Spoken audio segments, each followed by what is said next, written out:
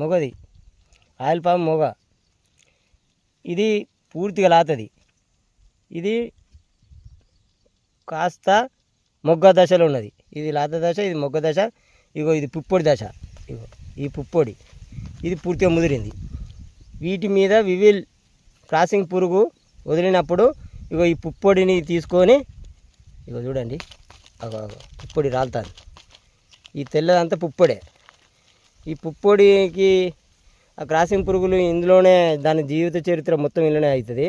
ఇంట్లోనే గుడ్లు పెడుతుంది. ఇదే ఆహారం చేసుకొని దీంట్లో గుడ్లు పెట్టి దీంట్లో లార్వ తయారై ఆ లార్వ నుంచి పురుగులు వచ్చి మళ్ళీ వృద్ధి చెందుతాయి. ఒక్కసారి వదిలేస్తే మనం ఎప్పుడైనా ఎప్పటికీ ఆయిల్ పామ్ తోటలు ఉంటాయి అవి. ఇది పూర్తిగా ముదిరింది.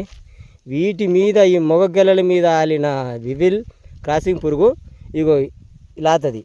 ఇది ఆడగెల, పామాయిల్ గెల. వీటి నుంచెలే మనకు పామాయిల్